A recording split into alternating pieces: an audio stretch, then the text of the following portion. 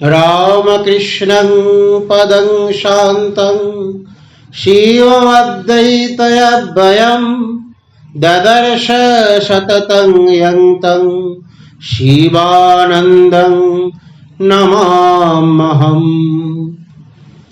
আজ পরম পূজ্যপাদ শ্রীমৎস্বামী শিবানন্দ মহারাজ, যিনি রামকৃষ্ণ সঙ্গে মহাপুরুষ মহারাজ নামে খ্যাত, তার আজকে পূর্ণ জন্মতিথি। আজ থেকে অনেক বছর আগে সেই বারাসাতের একটি জায়গা, যেখানে তার বাবা ছিলেন বিরাট একজন তন্ত্র সাধক, তারই কাছে এসে জন্মেছিলেন শ্রীরামকৃষ্ণের পার্ষদ এই মহাপুরুষ মহারাজ শিবানন্দ মহারাজ। 16ই ডিসেম্বর 1854, 2রা পৌষ, চন্দ্র অগ্রহায়ণ তিথি, কৃষ্ণ একাদশী তিথিতে এই মহাপুরুষ মহারাজ জন্মগ্রহণ করেন। তার মা শিবের পূজা করতেন। এই শিবের পূজা করে তাকে তিনি প্রাপ্ত হন, তাই নাম হলো সেই তারকনাথ। তারকেশ্বরের শিবা পুজো করে তার মা বামা সুন্দরী দেবী কে তিনি পেলেন তার কাছে, সেই শিবের অংশ মহাপুরুষ মহারাজকে।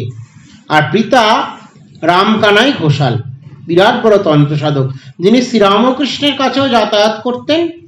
এবং শ্রীরামকৃষ্ণের যখন অসুখ হয়েছে, সেই অসুখের সময় এই রামকানাই ঘোষাল তন্ত্র সাধক যিনি ছিলেন, তিনি ঠাকুরকে একটি সুন্দর কালীর কবচ, ইষ্ট কবচ সে তিনি বানিয়ে দিয়েছিলেন। এই ইষ্ট কবচ ঠাকুর সব সময় তার গায়ে রেখে দিতেন। আর এই কবচ ঠাকুরের বিভিন্ন রোগ কিন্তু আরোগ্য করতে সাহায্য করেছিল। আর দক্ষিণেশ্বরে ঘোষাল মহাশয় প্রায় যেতেন। ঘোষাল মহাশয় যেমন পণ্ডিত ছিলেন, তেমন তন্ত্র সাধক ছিলেন। তার সাথে সাথে এই রামকানাই ঘোষাল মহাশয় তিনি শুধুমাত্র যে নিজের সংসারকে পালন করতেন তা নয়, তিনি সেইখানে সুন্দরভাবে ছাত্রাবাস চালিয়ে, এখন আমরা যেমন হোস্টেল চালাচ্ছি, সেই রকম ভাবে তিনি কি করতেন, বিভিন্ন যারা বালক আছে তাদেরকে এনে পড়াতেন, তাদের সমস্ত যত্নের ভার তিনি গ্রহণ করতেন। এইটি হচ্ছে বিশেষত্ব ছিল। আগেকার সময়ে যারাই এই সংসারের মধ্যে সাধন ভজন নিয়ে থাকতেন, সাংসারিক গৃহস্থাশ্রমী লোকজন, তারা প্রত্যেকে বেশিরভাগ সাধক ছিলেন, 1 নম্বর। আর 2 নম্বর, তারা প্রত্যেকে এই পরোপকার যে জীবনের একটি ধর্ম, সেইটিকে কিন্তু গ্রহণ করে তারা চলতেন। এইটি হচ্ছে বিশেষত্ব তাদের দেখা যায়। এই জন্যই তাদের এই সাধন প্রাণ জীবনের জন্যই কি হয়, সেইখানেও মহাপুরুষদের আবির্ভাব সেই স্থানে হয়ে থাকে। মহাপুরুষ মহারাজ তার শিক্ষা আরম্ভ করেছিলেন বারাসাত মিশনারি স্কুলে। আজও বর্তমানে সেই স্কুলটি আছে। আর এই আজকের পূর্ণ দিনে কি হয়, সকালবেলাতে প্রথমে এই মহাপুরুষ মহারাজের যে জায়গা বারাসাতে, প্রথমে মহাপুরুষ মহারাজের যে মূর্তি, সেখানে একটি আছে বিদ্যালয় যেখানে তিনি পড়তেন, পাঠরত ছিলেন, সেখানে প্রথমে মাল্যদান করা হয়। মাল্যদান করিয়ে তারপরে বিশেষভাবে অনুষ্ঠান শুরু করা হয়। এখন মহাপুরুষ মহারাজ যখন খুবই ছোট, তিনি পড়াশুনো করছেন, সেই সময়কালে কি হলো, তার মার কিন্তু শরীর চলে গিয়েছিল। তার মার শরীর চলে যাওয়ার ফলে কি হয়েছিল, তিনি তার যে মাসি, তার কাছে তিনি মানুষ হয়েছেন, পড়াশুনো শিখেছেন এবং তাদের যত্নেই তিনি বড় হয়ে উঠেছেন। এখন দেখা যায় কি, একটি বিশেষ যে মহাপুরুষ মহারাজের জীবনের ঘটনা, তাতে আমরা প্রবেশ করি। শৈশব হইতেই তিনি মা কালীর ভক্ত ছিলেন, কিন্তু তাহার কেবলই মনে হইত বিরাট ভগবান। কি করে এতটুকু মূর্তির ভেতর বন্ধ হয়ে থাকা সম্ভব? জ্যোৎস্না রাত্রে আকাশের দিকে তাকাইয়া বা অন্ধকারে নক্ষত্রপুঞ্জের প্রতি দৃষ্টি নিবদ্ধ করিয়া তিনি আপনাকে বিলাইয়া দিতে চাহিতেন। এক নিরাকার সর্বব্যাপীর মধ্যে আর আকাশে মেঘ সঞ্চার হইলে তৎপশ্চাতে তিনি আভাস পাইতেন সেই অব্যক্ত অসীমের। গাজিয়াবাদে বাসকালে তিনি একতারা লইয়া আপন মনে ভজন গাহিতেন। যে উচ্চ পদস্থ রেল কর্মচারীর বাটিতে তিনি থাকিতেন, তিনি হঠাৎ মারা গেলে ভাবুক তারকনাথ মৃতের সৎকারান্তে গৃহে ফিরিয়া উদাস হৃদয়ে গাহিতে লাগিলেন, দয়া ঘন তোমা হেন কে হিতকারী, সুখে দুঃখে সম বন্ধু এমনকে শোক ও তাপ ভয় হারি।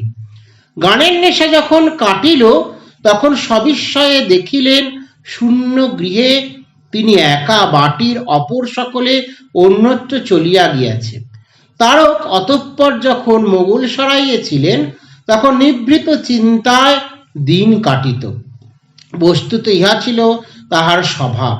তাহার অন্তর্লীন মন তখন হইতে স্থির করিয়া লইয়াছিল যে এই পঞ্চেন্দ্রিয় গ্রাহ্য জগতের পশ্চাতে যে সত্য শিব সুন্দর আছেন তিনি একমাত্র ধ্যেয়। আর তাহার মনে চিন্তা উঠিত সমাধি জিনিসটা কি। শিবের সমাধিমগ্ন মূর্তি, বুদ্ধদেবের ধ্যান মূর্তি তাহার খুব ভালো লাগিত। মোগলসরাইয়ে তাহার সঙ্গী প্রসন্নবাবু তারকের সমাধিস্প্রিয়া দেখিয়া একদিন বলিলেন যে সমাধি অতি দুর্লভ জিনিস, একমাত্র তেমন লোক আছেন দক্ষিণেশ্বরে পরমহংসদেব, যাহার ঠিক ঠিক সমাধি হয়। শুনিয়া অবধি তারক সুযোগের অপেক্ষায় রহিলেন, কিন্তু সে সুযোগ আসিতে আরো 2.5 বৎসর কাটিয়া গেল। তার জীবনটি একটু বিচিত্র। যেমন ভাবে তিনি মাকে হারিয়েছিলেন, পরবর্তীকালে শিক্ষা গ্রহণান্তে কিন্তু তিনি কি হয়েছিলেন, তিনি বিভিন্ন রকমের বাধা বিঘ্ন কর্মজীবন এইসবের মধ্যে দিয়ে নিজেকে কাটিয়ে নিয়ে গিয়েছিলেন। এইভাবেই তার কি হয়েছিল, এইভাবে যেহেতু সংসারে আছেন সেই জন্য কি হলো, সেই তার কিন্তু বিবাহ হয়ে গেল। শ্রীমতী নিত্যকালী দেবীর সাথে তার বিবাহ হলো, পঞ্চানন চট্টোপাধ্যায় মহাশয়ের কন্যা, তার সাথে তার বিবাহ হয়ে গেল। কিন্তু এই যে যারা আধিকারিক পুরুষ হন, ভগবানের লীলা সহায়ক হয়ে আসেন, তারা কি আর সাধারণ কোনো মাতৃস্থানীয় স্ত্রীর কাছে বশীভূত হয়ে থাকতে পারে? কখনোই না।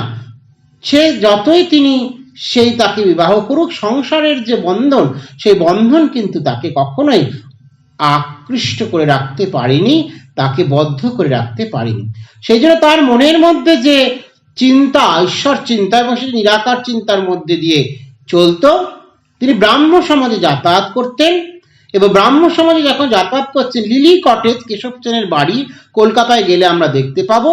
সেই বাড়িটি খুব সুন্দর, যেখানে আমরা কিন্তু যে শ্রীরামকৃষ্ণের যে একটি সমাধি স্বরূপ রূপ দেখতে পাই, একটি হাত হৃদয়ের মধ্যে তিনি ধারণ করে রয়েছেন, আরেকটি হাত তিনি উঠিয়ে রয়েছেন। এটি কিন্তু এই লিলি কটেজের একটি চিত্র এবং হৃদয়রাম পেছন থেকে ধরে রেখেছেন। এই শ্রীরামকৃষ্ণের 3টি দশা দেখা যেত, একটি বাহ্য দশা, একটি অন্তর্দশা এবং একটি অর্ধবাহ্য দশা। যখনই তিনি অর্ধবাহ্য দশায় চলতেন, তখন চলতে গিয়ে যেই তিনি উঠে যেতেন, সমাধির দিকে যাচ্ছেন, তখন কিন্তু তার শরীর সেখানে কি হতো, শরীর কিন্তু পড়ে যেতে পারে, ক্ষতিগ্রস্ত হতে পারে। সেই জন্য হৃদয়রাম, বাবুরাম মহারাজ এরা বিশেষভাবে শ্রীরামকৃষ্ণকে কি করতেন, ধরে রাখতেন। আর সেই পুণ্য ক্ষেত্র, যেই পুণ্য ক্ষেত্রে মহাপুরুষ মহারাজও যাতায়াত করতেন। এইভাবে করতে করতে শ্রীরামকৃষ্ণের সাথে তার প্রথম দর্শন, এই শ্রীরামকৃষ্ণের সাথে তার যে প্রথম দর্শনটি, সেটি খুব সুন্দর। যে আত্মীয়ের গৃহে তারকনাথ বাস করিতেন, কিছুদিন পরে তিনি সিমলা পল্লীতে রামচন্দ্র দত্ত মহাশয়ের বাটির নিকটে উঠিয়া আসিলেন। ইংরাজি 1880 অব্দের শেষ ভাগে একদিন পরমহংসদেব রামবাবুর বাটিতে শুভ পদার্পণ করিলে সংবাদ পাইয়া তারকনাথ সেখানে উপস্থিত হইলেন। গিয়া দেখেন এক ঘর লোক উৎকর্ণ হইয়া ঠাকুরের অমৃতবাণী পান করিতেছে। ভিড় ঠেলিয়া অগ্রসর হইয়া দেখিলেন ঠাকুর ভাবাস্থ, আড়ষ্ট স্বরে বলিতেছেন, আমি কোথায়? একজন কহিলেন, রামের বাড়িতে। ঠাকুর ও বলিয়া খানিক চুপ করিয়া থাকিয়া সমাধি তত্ত্ব বলিতে লাগিলেন। তারকের মন আনন্দে নাচিয়া উঠিল। যে জিনিসটা জানিবার জন্য তাহার এত আগ্রহ আর প্রত্যক্ষ অনুভূতি সম্পন্ন ঠাকুরের আচরণে ও শ্রীমুখের বাণীতে তাহারই সবিশেষ পরিচয় পাইলেন। কথা শেষে তারক বাটিতে ফিরিতে উদ্যত হইলে রামবাবু তাহাকে ধরিয়া রাখিলেন এবং প্রসাদ গ্রহণ করাইলেন। এই দর্শনটি হয়ে যাওয়ার পরে কিন্তু এই যে মহাপুরুষ মহাজন কিন্তু ব্যাকুল থেকে ব্যাকুলতর হয়েছেন এবং দ্বিতীয় দর্শন হবে সেই দক্ষিণেশ্বর এই দেব মানবের সাথে তার দ্বিতীয় দর্শন।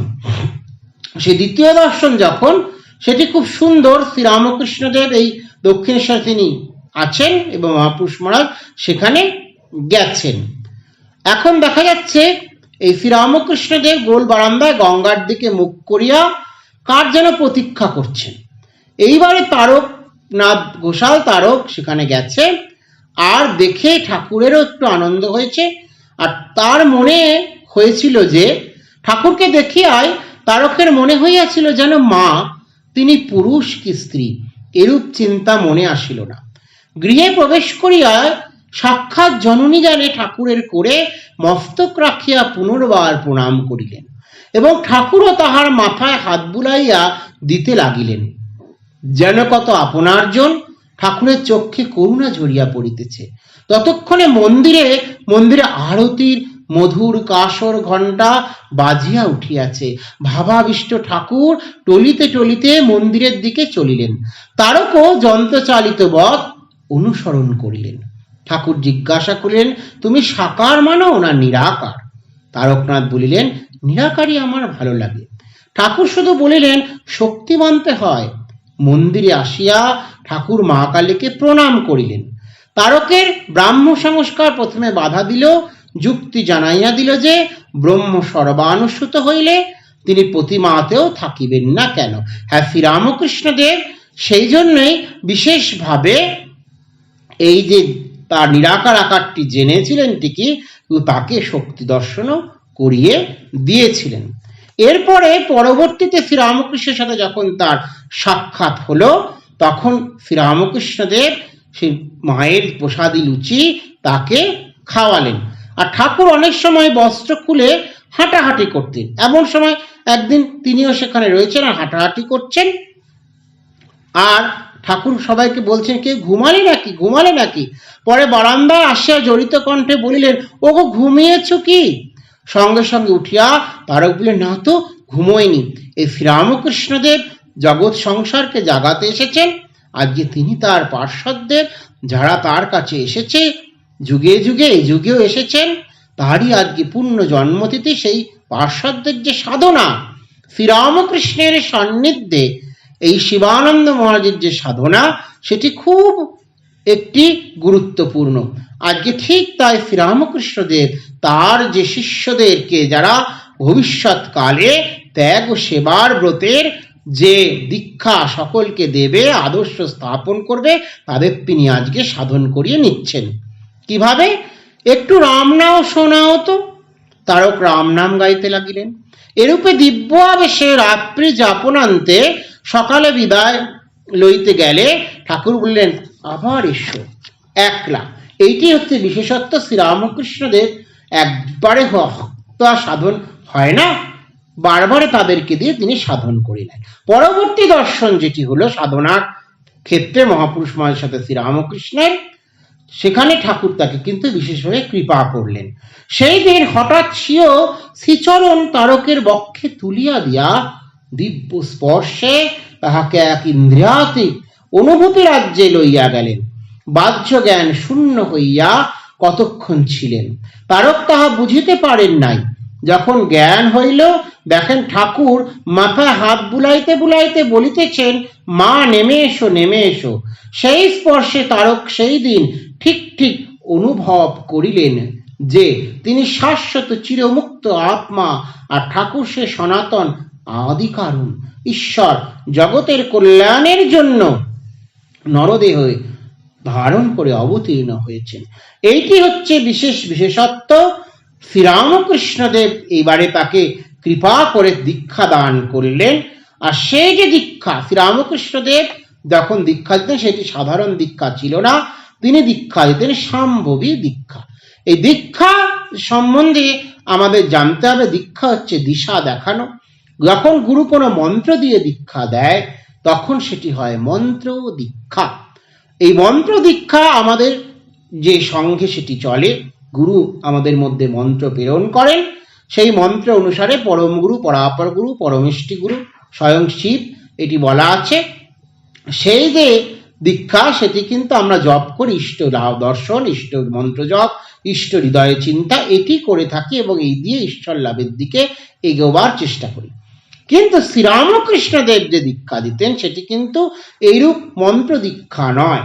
তিনি স্পর্শ করেই তার শিষ্যদের সেই কুণ্ডলিনীকে তিনি জাগিয়ে দিতেন এবং সেই দীক্ষাটি কিন্তু সেই শাম্ভবী দীক্ষা। এবার শ্রীরামকৃষ্ণের কাছে যে সাধনা আগেই বলেছি, ঠিক সেইভাবে রাতে 3টের সময় কখনো কখনো ঠাকুর তাকে উঠিয়ে দিচ্ছেন। কারণ কি, অভ্যাস যোগ দরকার। অভ্যাস যোগ ছাড়া সাধন ভজন হয় না। অভ্যাস যোগের কন্তেও, এই অভ্যাস যোগ যদি আমরা অবলম্বন করতে না পারি, অভ্যাসের দ্বারা যদি আমরা চলতে না পারি, তাহলে সাধন ভজন হবে না। সেই জন্য শ্রীরামকৃষ্ণদেব তার যে পার্শ্বদেরকে তার কাছে রেখে খুব সুন্দর করে সাধন ভজন করিয়ে নিচ্ছেন। আরেকটি সেরকমই ঘটনা, সমাগত ভক্তদের অনেকেরই ভাব হইতেছে দেখিয়া তারক একদিন ঠাকুরকে ভাব সমাধির জন্য ধরিয়া বসিলেন। ঠাকুর বলিলেন, হবে রে হবে, এত উতলা হচ্ছিস কেন? মা কৃপা করে সময়ে সব দেবেন, তবে তোর মূর্তি দর্শন এখন হবে না, পরে হবে, তোর ঘর আলাদা। তারপর একদিন ঠাকুর অঙ্গুলি দ্বারা তাহার জিহ্বায় কি যেন লিখিয়া দিলেন, অমনি তারকের বাহ্য জ্ঞান লোপ হইল। অনেকক্ষণ পরে ঠাকুর ধীরে ধীরে বুকে হাত বুলাইয়া জ্ঞান ফিরাইয়া আনিলেন এবং সস্নেহে মিষ্টান্নাদি খাইতে দিয়া সাধন সম্বন্ধে উপদেশ দিলেন। এই হচ্ছে শ্রীরামকৃষ্ণের উপদেশ দান। গঙ্গা বাড়ি, ব্রহ্মবাড়ি, তাদি শৌচাদি করতে নেই। কোথাও যদি সাধু দর্শনে যাও তাহলে 1 পয়সার পান লইয়া যাইতে হয়, কিছু না কিছু সেই সাধুকে দান করতে হয়, দিতে হয়। এইভাবে শ্রীরামকৃষ্ণ কি করছেন, শেখাচ্ছেন। আর তার যে এই যে অহংকার, সেই অহংকারটিকে তিনি মোচন করে দিচ্ছেন। এইবারে এই সাধন ভজন চলতে চলতেই তিনি তো চেয়েছিলেন দর্শন, যে আমারও একটু দর্শন টর্শন হোক, সেটি সবাই চায় সাধকের। একবার তিনি তারককে নিদ্রার পূর্বে চিত হইয়া শুইয়া ভাবিতে বলিয়াছিলেন, যেন মা কালী বুকের ওপর দাঁড়াইয়া আছেন। ওইরূপ ভাবনার ফলে ভক্তিলাভ ও কাম জয় হয়। অন্য সময় ঠাকুর তারকের মনে স্বীয় মাতৃভাবের ছাপও দৃঢ় অঙ্কিত করিয়া দিয়াছিলেন। দক্ষিণেশ্বরে নহবতে শ্রী মায়ের অবস্থানকালে একদিন বলিয়াছিলেন, ওই যে মন্দিরে মা রয়েছেন আর এই নহবতের মা অভেদ। এই সময় থেকেই মহাপুরুষ মহারাজকে শ্রীরামকৃষ্ণ কিন্তু দক্ষিণেশ্বরের সেই যে ভবতারিণী মূর্তি আর শ্রীমা সারদা দেবী দুজনকেই কিন্তু তিনি চিনিয়ে দিয়েছিলেন। আমরা একটু শ্রীমর কথায় যাই। এই শ্রীম ঠাকুরের অনেক সঙ্গ করেছেন, তিনি তার কথা লিখে রাখতেন। এই কথা তিনি যেহেতু লিখে রাখতেন, তার সাথে সাথে এই মহাপুরুষ মহারাজও একদিন ঠাকুর যখন বলছেন সেইগুলো কালি দিয়ে পেন দিয়ে লিখে লিখে খাতার মধ্যে রাখছেন। কিন্তু ঠাকুরের দৃষ্টি তো এড়াবার নয়, ঠাকুর ঠিক দেখতে পেয়েছেন। দেখতে পেয়ে তখন ঠাকুর বললেন, কিরে অমন করে কি শুনছিস? অপ্রস্তুত হইয়া তারক নিরুত্তর রইলেন। ঠাকুর বলিলেন, তোর ওসব কিছু করতে হবে না, তোদের জীবন আলাদা। সেদিন হইতে লিখার সংকল্প নষ্ট হইল, যাহা লেখা হইয়াছিল তাহা গঙ্গা গর্ভে স্থান পাইল। যখন শ্রী রামকৃষ্ণদেব তাকে বারণ করলেন, তখন তিনিও তার লেখাটি কিন্তু গঙ্গার জলে বিসর্জন দিয়েছিলেন। এই হচ্ছে বিদ্যা। আমরা বিদ্যা দুরকম দেখি, একটি পরাবিদ্যা, একটি অপরাবিদ্যা। এই অপরাবিদ্যার দ্বারা আমরা পড়াশুনো করে থাকি, সেই দিয়ে আমরা চাকরি বাকরি করে থাকি, সেই দিয়ে অনেক কিছু কাজকর্ম করে থাকি।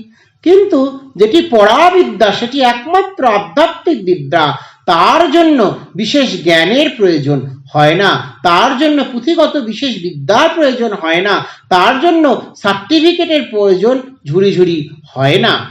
সেই বিদ্যা যদি আমরা লাভ করতে পারি তাহলে আমরা ব্রহ্ম বস্তু লাভ করতে পারবো, তখন আমরা জীব ব্রহ্মই বৈক্য সাধনে উপনীত হতে পারবো। ঠাকুর এই মহাপুরুষ মহারাজ বাবাকে তো খুব শ্রদ্ধা করতেন, এই জন্য মহাপুরুষ মহারাজ যখন ঠাকুরের সেবা করতে যেতেন খুব সতর্কভাবে তাকে করতে হতো। একদিনে সেই বিশেষ ঘটনা, ঠাকুর সেই গাড়ু নিয়ে ফিরতে যাচ্ছেন ঝাউতলা থেকে, এবারে মহাপুরুষ মহাশয় হয়তো গাড়ুটা নিয়ে আসছে। তুই কেন জলের গাড়ুটা আনলি? তোর জল আমি কেমন করে নেবো? তোর সেবা কি আমি নিতে পারি? তোর বাবাকে যে আমি গুরুর মতো শ্রদ্ধা করি। তার পিতা যেহেতু বিশেষ বড় সাধক ছিলেন, পঞ্চমুণ্ডের আসন প্রতিষ্ঠা করে তিনি তপস্যা করতেন, তার কাছ থেকে তো এই সেবা নিতে তিনি যেমন পারেন না, তেমনি তারও পুত্র, এই পিতা বৎ পুত্রেষু, সেই পুত্র যেহেতু পিতা আর তারা সম পর্যায়ভুক্ত, শাস্ত্রে সেরকম বলা হয়ে থাকে, সেই জন্য সে পুত্রের কাছ থেকেও শ্রীরামকৃষ্ণের কিন্তু এই সেবা তিনি নিতে চাইছেন না। এইটি শ্রীরামকৃষ্ণের সেই বিশেষ বিশেষত্ব। শ্রদ্ধাবান লভতে জ্ঞান তৎপর সংজিতেন্দ্রিয়। এই যে শ্রীরামকৃষ্ণের কাছ থেকে আমরা শ্রদ্ধা লাভ কি করে করতে পারি সেটি কিন্তু আমরা শিখে যাই। শ্রীরামকৃষ্ণের মহাপুরুষ মহার শিষ্য, কিন্তু তার কাছ থেকেও সেই যে সেবা তিনি নিচ্ছে না। কাশীপুরে শ্রীরামকৃষ্ণ দেব আছেন, সেখানে সমস্ত পার্শ্বদগণরা তারা সেবা করেছেন। ইতিমধ্যেই সেই সেবার অবশেষে শামপুকুর বাটি হয়ে ঠাকুর এসে পড়েছেন সেই কাশীপুরে। সেখানে বহুজন মিলে সবাই সেবা করেছেন, তারক মহারাজও সেখানে সেবা করতেন ঠাকুরের। কিন্তু ঠাকুরের শরীর চলে যায়, এবং ঠাকুরের শরীর চলে যাওয়ার পরবর্তীতে বিশেষভাবে যে ঠাকুরের দেহাবসান হয়ে যায়, তার অস্থি নিয়ে গেছে বলরাম মন্দির, এবং তারপরে বরনাগর মঠে সেখানে কি করা হয়, সেখানে সেই অস্থিকে রেখে শ্রীরামকৃষ্ণের পার্শ্বদরা তারা কি করছেন, তারা সেখানে কি করছেন, তারা সবাই মিলে শ্রীরামকৃষ্ণের সেবা পূজা করে যাচ্ছেন। এখন এই সেবা পূজা করতে করতেই একটি বিশেষ সময়কাল, প্রথম মঠ রামকৃষ্ণ সংঘের বরানগর মঠ, সেই বরানগর মঠে প্রথম অবস্থাতেই একদিনকে স্বামীজি এবং তার পার্শ্বদরা তারকনাথ, শরৎ, এরা সবাই মিলে চলে গেলেন আটপুরে। নিরঞ্জন মহারাজ গেলেন, প্রেমানন্দ মহারাজ গেলেন, সবাই মিলে কয়েকজন মিলে 8-9 জন সেখানে ছিলেন, তারা মিলে আটপুরে গেলেন। এবং সেখানে এই 24 ডিসেম্বর স্বামীজি এই বিশেষভাবে আলোচনা করলেন সেই যিশুর জীবন, সেই ঈশানুসরণ আলোচনা করে তারা সেখানেই ঠিক করলেন যে আমরা সন্ন্যাস ধর্ম গ্রহণ করব, ত্যাগের ব্রত গ্রহণ করব। আর সেই ত্যাগব্রত দিবস সেই 24 ডিসেম্বর, সেই দিনকে তারা ঠিক করলেন যে আমরা এই জীবনটিকে শ্রীরামকৃষ্ণের পাদপদ্মে উৎসর্গ করব। আবার একটি ঘটনা, এই ঘটনাটা দেখা যাচ্ছে 1886 খ্রিস্টাব্দ নাগাদ। স্বামীজি তো বুদ্ধদেবকে ভীষণ ভালোবাসতেন, বুদ্ধের চিন্তায় তিনি মগ্ন হয়ে থাকতেন, নির্গুণ নিরাকার ব্রহ্মের চিন্তা, বুদ্ধ ধর্মের চিন্তা দুটি তিনি করতেন। সেই সময়তেই এই তথাগতের চিন্তায় বিভোর নরেন্দ্র একদিন তারক কালীকে বলিলেন যে বুদ্ধ গয়ায় গিয়া তপস্যা করিতে হইবে। উভয় তাহার সঙ্গে চলিলেন, প্রত্যেকে সম্বল, গায়ে গেরুয়া, বহির্বাস, স্কন্ধে একখানি কম্বল। বুদ্ধ গয়ায় পৌঁছাইয়া যে বোধি দ্রুমমূলে ধ্যানমগ্ন তথাগত বৌদ্ধত্ব লাভ করিয়াছিলেন, তাহারাও তাহার নিম্নে ধ্যানেরত হইলেন। যে বজ্রাসনে সাক্ষ্যসিংহ বসিয়াছিলেন, নরেন্দ্র তাহাতে উপবিষ্ট হইলেন। 3 জনে পাশাপাশি ধ্যানে রত আছেন। এমন সময় নরেন্দ্রনাথ হঠাৎ ভাবাবস্থায় কাঁদিতে কাঁদিতে তারকনাথকে জড়াইয়া ধরিলেন। মুহূর্তের মধ্যে আবার সহজাবস্থা লাভ করিয়া ধ্যানে বসিলেন। পরে তারক কর্তৃক জিজ্ঞাসিত হইয়া নরেন্দ্র বলিয়াছিলেন, মনে একটা গভীর বেদনা অনুভব করেছিলুম। সবাই তো রয়েছে, কিন্তু তিনি কোথায়? বুদ্ধদেবের বিরহ এত তীব্র বোধ হতে লাগলো যে আর সামলাতে পারলুম না। কেঁদে উঠে আপনাকে জড়িয়ে ধরলুম। সেই রাত্রে ধ্যানেই কাটিয়া গেল। তাহাদের ইচ্ছা ছিল বুদ্ধগয়ায় কিছুদিন থাকেন, কিন্তু ভিক্ষালব্ধ মরুয়ার রুটি নরেন্দ্রের পেটে সহ্য হইল না। আবার শীতবস্ত্রের অভাবে রাত্রিতে নিদ্রায় ব্যাঘাত হইতে লাগিল। সুতরাং ৩-৪ দিন পরেই তাহারা গয়া হইয়া পুনর্বার কাশীপুরে উপস্থিত হইলেন। তাহাদিগকে দেখিয়া ঠাকুর সকৌতকে একটি আঙ্গুলি চারিদিকে ঘুরাইয়া পরে বৃদ্ধাঙ্গুষ্ট নাড়িয়া বলিলেন, কোথাও কিছু নেই। অবশেষে নিজের দিকে অঙ্গুলি নির্দেশ করিয়া বলিলেন, এবার সব এখানে, আর যেখানে যাও না কেন কোথাও কিছু পাবে না। এখানকার সব দৌড় খোলা। কাশীপুরে ফিরিয়া আসিয়াও তাহাদের ধ্যানের নেশা অনেক কাল ছিল, তাই তাহারা প্রায় দক্ষিণেশ্বরে রাত্রি যাপন করিতেন এবং কখনো বা সেখানে থাকিয়া যাইতেন। তারক নরেন্দ্রের প্রতি স্বভাবতই বিশেষ শ্রদ্ধা সম্পন্ন ছিলেন। তদুপরি একটি ঘটনায় ওই শ্রদ্ধামিশ্রিত ভালোবাসা অধিকতর বর্ধিত হইল। কাশীপুরে একটি বড় মশারির নিচে অনেকে একত্রে শয়ন করিতেন। একেবারে নিদ্রাভঙ্গে তারক দেখেন সর্বত্র আলোকিত করিয়া নরেন্দ্রের দেহের চতুর্পার্শ্বে ছোট ছোট শিব মূর্তি সকল ঘুরিয়া বেড়াইতেছে। তাহার স্মরণ হইল যে নরেন্দ্রের অপর নাম বীরেশ্বর। কাশীধামে বীরেশ্বর শিবের মূর্তি ওইরূপেই কল্পিত এবং তাহারই পূজার ফলে নরেন্দ্রের জন্ম হয়। হ্যাঁ, এই শিবই যেন সত্যিকারের শিব দর্শন করেছিলেন তারকনাথ মহারাজ। তিনি কিন্তু সেই মহাপুরুষ মহারাজ এবং তার নামেরও আগে দেখুন সেই শিবানন্দ। তাই সেই শিব, স্বামীজি যে বীরেশ্বর শিব, সেই শিবকে তো তিনি দর্শন করবেনই। তাই শিবই শিবকে দর্শন কিন্তু করেছিলেন। এটি হচ্ছে বিশেষত্ব।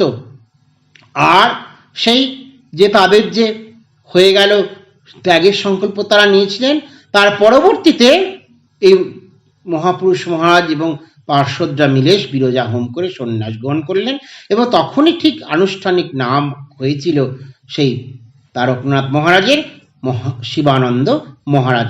এইটি সেই বিশেষভাবে সেই বরানগর মঠে ঘটেছিল শিবরাত্রির সমকালীন সময়ে। এটি সেই থেকেই মহাপুরুষ মহারাজের সাথে সাথে আরেকটি নাম, সেই শিবানন্দ নাম, যেটি সন্ন্যাস নাম, সেটি যুক্ত হয়ে গিয়েছিল। আর মহাপুরুষ নাম এটিও কিন্তু সেই স্বামীজিরই একটি বিশেষ অভিভাষণ। এই অভিভাষণটি কিরকম, বরানগর মঠে থাকতে থাকতেই তারা একদিন কি সেই এইভাবে তাহারা নিমন্ত্রণ হয়ে বলরাম ভবনে গিয়েছিলেন। সেখানে ঠাকুরের প্রসঙ্গে মগ্ন নরেন্দ্রনাথ বলিলেন, এক ঠাকুরে ছিলেন কামজিৎ, নইলে বিবাহিত জীবনে কামজিৎ পুরুষ জগতে বিরল। শুনিয়া শিবানন্দ মহারাজ বললেন, তা কেন? ঠাকুর আমার ভেতর এমন শক্তি সঞ্চার করেছিলেন যে তার বলে আমিও কাম জয় করতে পেরেছি। তার কৃপায় সবই সম্ভব। সবিস্ময়ে নরেন্দ্র বলিয়া উঠিলেন, তাহলে তো আপনি মহাপুরুষ। তদবধি লোক সমাজে তিনি মহাপুরুষ নামেই পরিচিত হইলেন। মহাপুরুষ মহারাজ তিনি সেই কেদারনাথে যখন গেছেন তখন সেখানে সেই কেদারনাথের দর্শন লাভ করেছিলেন। তাকে যেন তিনি আলিঙ্গনবদ্ধ করে রয়েছেন, এই ভাবটি তার মধ্যে পূর্ণ মাত্রায় এসে গিয়েছিল। তাই তো মহাপুরুষ মহারাজ একটা সময় বলছেন যে দেখো, এই শরীরে এমন শক্তি আছে যে এই যে দেখছো একটি মৃতপ্রায় বৃক্ষ রয়েছে, সেই মৃতপ্রায় বৃক্ষটিকে আমরা প্রাণ সঞ্চার করতে পারি। এইটি হচ্ছে সাধনার শক্তি। মহাপুরুষ মহারাজ সবসময় নিজেদেরকে প্রত্যেককে বারবার বলতে, ঠাকুরের তোমরা শরণাগত হও, শ্রীরামকৃষ্ণের শরণাগত হও, শ্রীরামকৃষ্ণের তোমরা শরণাগত হও, শ্রীরামকৃষ্ণকে তোমরা ডাকো। তার যদি কৃপা হয়, ঠাকুর যদি কৃপা করেন, তাহলে সমস্ত দুঃখ কষ্ট আমাদের কাছ থেকে দূর হয়ে যাবে। সেই জন্যই এই মহাপুরুষ মহারাজের যে বাণী, সেই বাণী অত্যন্ত সুন্দর এবং সেটি চিরন্তন সত্য শ্রীরামকৃষ্ণ সাধনায় সেটি বিশেষভাবে সহায়ক। এই জন্য বারবার ভাবে মহাপুরুষের যে বাণী সেটিকে স্মরণ করা প্রয়োজন আছে। স্বামী বিবেকানন্দ পাশ্চাত্য ভ্রমণ করে এসেছিলেন এবং শিবানন্দ সদানন্দকে নিয়ে মায়াবতীতেও যাত্রা করেছিলেন। আবার কাশী অদ্বৈত আশ্রম যখন প্রতিষ্ঠা হলো, স্বামীজি সেই অদ্বৈত আশ্রমের দায়িত্ব মহাপুরুষ মহারাজকে দিতে বললেন। মহাপুরুষ মহারাজ সেই দায়িত্ব গ্রহণ করলেন। ভগবানের অচিন্ত বিধান ওই দিনই স্বামীজি দেহত্যাগ করেন। এই 4 জুলাই স্বামী দেহ ছেড়ে দিয়েছিলেন। মহাপুরুষ মহারাজ কাশী অদ্বৈত আশ্রমে গেছেন, কিন্তু শুনতে পাচ্ছেন যে স্বামীজির কিন্তু শরীর চলে গেছে। তখন ভীষণ দুঃখিত তিনি হলেন, কিন্তু সেই দুঃখের সাথে সাথে একটি বিশেষত্ব তার হৃদয়ের মধ্যে খেলে গেল। তিনি এই স্বামীজির শরীর চলে যাওয়ার পরেই স্বামীজির যে পট, সেই পট তিনি পুজো করতে শুরু করলেন। অপযাপ্তাব্যেন বিশেষ পূজা হোমাদি সমাপনান্তে শ্রী ঠাকুরের প্রতিষ্ঠা করিয়া তাহারই পার্শ্বে স্বামীজিকে বসাইলেন। ইহাই শ্রীরামকৃষ্ণ অদ্বৈত আশ্রমের আরম্ভ। দ্বৈত থেকে অদ্বৈত, ইহাই ছিল ঠাকুরের ভাব, আর আশ্রমের নাম তারই সাক্ষ্য দিতে লাগিল। এই মহাপুরুষ প্রথম ঠাকুরের পাশে কিন্তু স্বামীজিকে বসিয়ে তার পূজা করতে শুরু করলেন। এই স্বামীজির প্রতি তার যে প্রীতি কামনা, তার যে প্রীতি, এই প্রীতিটা কিন্তু আমরা বিশেষভাবে দেখতে পাই, এবং এই প্রীতিকে চিন্তা করেই তিনি কিন্তু স্বামীজির আদেশকে সবসময় ভালোবেসেছেন, কাজে রূপান্তরিত করেছেন। এই জন্য স্বামীজির যে স্বামীজির আদর্শ, প্রথম আদর্শ কি? ধর্মদান। দ্বিতীয় আদর্শ কি? বিদ্যাদান। তৃতীয় আদর্শ কি? প্রাণদান। চতুর্থ আদর্শ হচ্ছে অন্নদান। আর মহাপুরুষ মহারাজ এই 4টি দানকেই সম্পূর্ণভাবে কাজে লাগিয়েছেন। মোক্ষার্থং জগতিতায় চ, এইটি আমাদের বিশেষ ব্রত, আর এই ব্রত উদযাপনে মহাপুরুষ মহারাজ কোনোদিনও ত্রুটি রাখেননি। কঠিন পরিশ্রমের মধ্যে দিয়ে তিনি এই কাজ করে গেছেন। কখনো সেই পুরীতে করেছেন, কখনো সেই কাশীতে করেছেন, এবং তার থেকে কাশী সেবাশ্রমও তিনি তৈরি করেছেন। এইভাবে বিভিন্ন স্থানে ঘুরে বেরিয়েছেন। কিন্তু ঘুরতে ঘুরতে যখন তিনি এই শ্রীরামকৃষ্ণ ভাবান্দোলনে রাজা মহারাজের শরীর চলে গেছে, তখন মহাপুরুষ মহারাজকে দায়িত্ব দেওয়া হয়েছে যে আপনি এই সংঘের দায়িত্ব নিন, দায়িত্ব নিয়ে আপনি কাজ করুন। এবং মহাপুরুষ মহারাজও সেই দায়িত্ব গ্রহণ করে সুন্দরভাবে সেই যে দীক্ষাদান কর্ম, গুরুভাব, সেই গুরুভাবটি তিনি চালিয়ে নিয়ে গেছেন। শরীর যখন অবসন্ন হয়েছে, তখন এই মহাপুরুষ মহারাজ এটি খুব সুন্দর ঝোল খেতে ভালোবাসতেন। রোগের আক্রমণের পর স্বভাবতই সংক্রমণশীল মহাপুরুষ যে জীব দৈনন্দিন আহার নিরামিষ ঝোল ভাত মাত্র পর্যবসিত হইল। স্বামী শারদানন্দ সেই স্বাধীন ঝোলের নাম দিয়েছিলেন মহাপুরুষের ঝোল। শেষ পর্যন্ত এই ঝোলই ছিল তাহার প্রিয় খাদ্য। শরীর যাওয়ার আগে পর্যন্ত এই ঝোলটি খেয়েই তিনি চলতেন। মহাপুরুষ মহারাজ তার যে শক্তি চিন্তা, সেটি একটি বিশেষ প্রাধান্যযুক্ত। তিনি এই হংসেশ্বরী মা ত্রিবেণীতে ছিলেন কালী। এই কালীকে তিনি বড় ভালোবাসতেন। সবসময় এই কালীর পুজোর জন্য যে বিভিন্ন নৈবেদ্য পাঠাতে বলতেন, সেখানে পূজা দিতে বলতেন। কালী পূজার ভোগ হয়ে গেলে শিবাবলী যেটি দেয়া হবে, সেটি বিশেষ করে সেই শিবাদেরকে দিয়ে আসতে বলতেন। মঠের কাছেই তখন সেই বিভিন্ন শিবারা ঘুরে বেড়াতেন, সেই শিবাদেরকে তিনি সেটি সুন্দর করে যত্ন করতে বলতেন। একদিন সেই শিবাগণকে ভোগ দিয়ে এসেছেন, এবং শিবাগণ যদি এই গ্রহণ করে দেবীর প্রসাদ বা বলি, তাহলে সাধকের সিদ্ধি লাভ হয়, সাধক সাধন পথে এগিয়ে যেতে পারেন। এটি মহাপুরুষ মহারাজ ভালো জানতেন। সেই জন্য বিশেষভাবে এই শিবাভোগ দিতে একজনকে একদিন পাঠিয়েছেন, তিনি দিয়ে এসেছেন। হঠাৎ করে এসে বলছেন, হ্যাঁ, শিয়ালগুলোকে এই দিয়ে আসা হয়েছে বলি।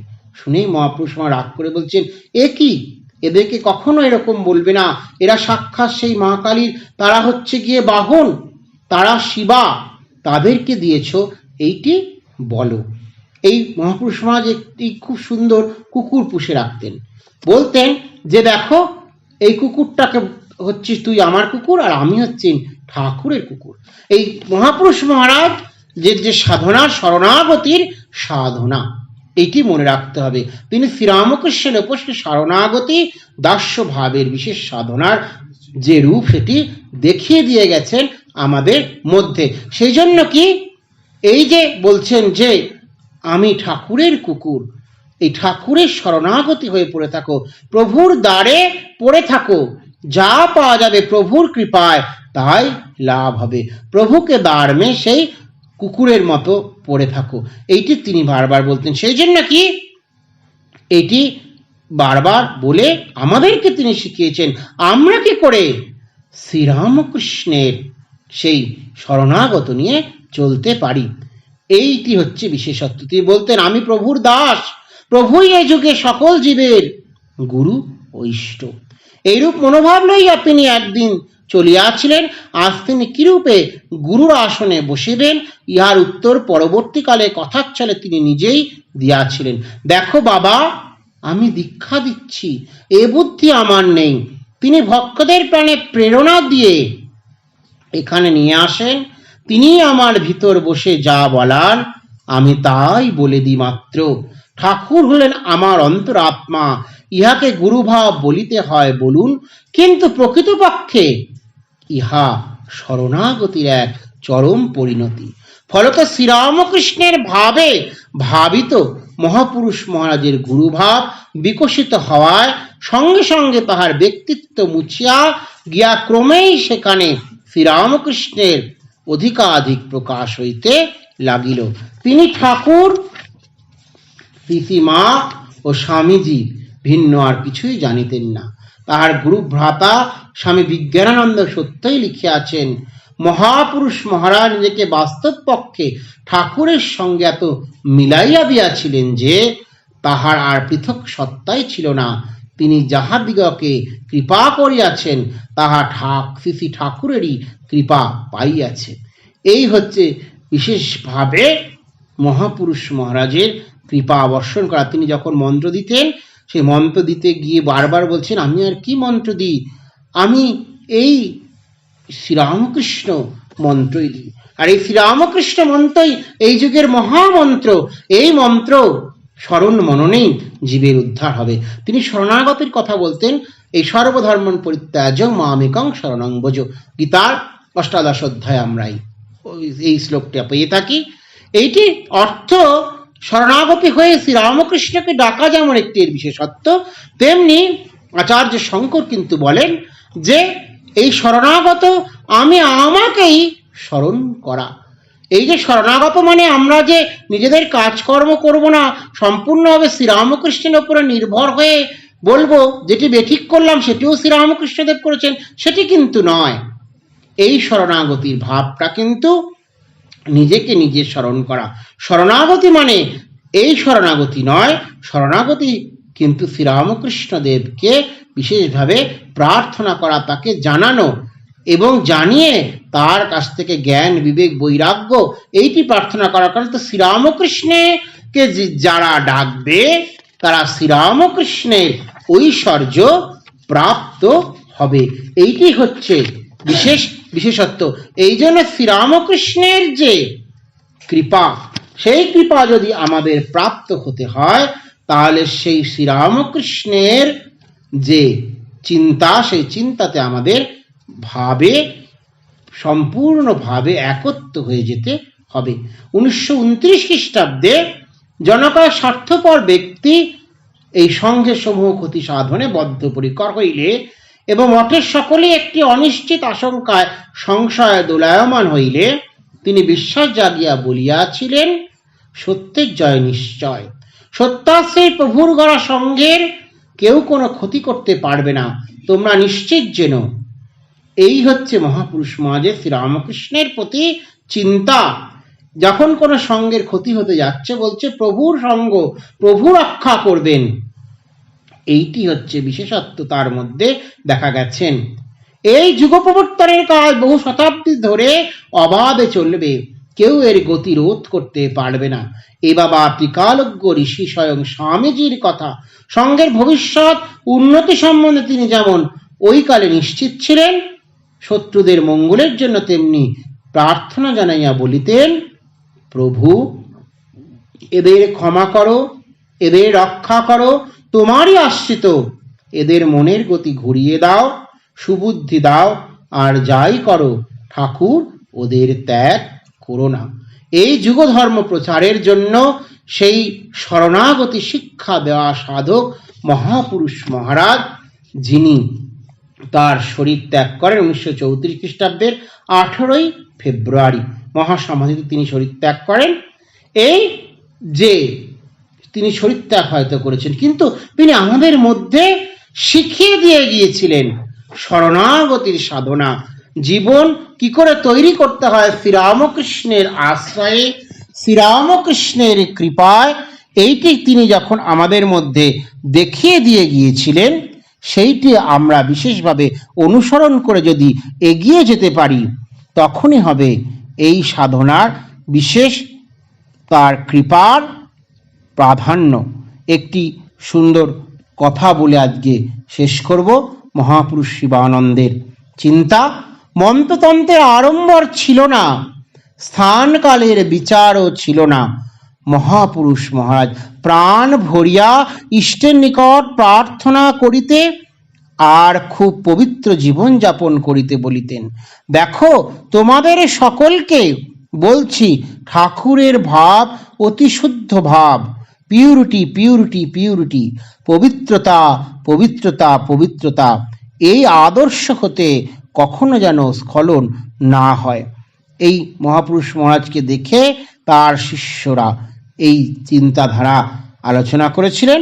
ব্রহ্মচারী বীরেশ্বর চৈতন্য মহারাজ সেই চিন্তায় আমাদের যেন মনের মধ্যে জাগে, আমাদের মনের মধ্যে যেন সেই পবিত্রতা জাগে, সেই শ্রীরামকৃষ্ণের প্রতি শরণাগতির ভাব জাগে। এটি হচ্ছে বিশেষ করে প্রার্থনা করি এবং মহাপুরুষজির চরণে প্রণাম নিবেদন করি। ওম সর্বধর্ম স্থাপকস্তং সর্বধর্মো স্বরূপকঃ আচার্যায় মহাচার্য রামকৃষ্ণায় তে নমঃ। ওম শান্তি শান্তি শান্তি। হরি ওম তৎসৎ। শ্রীরামকৃষ্ণার্পণমস্তু।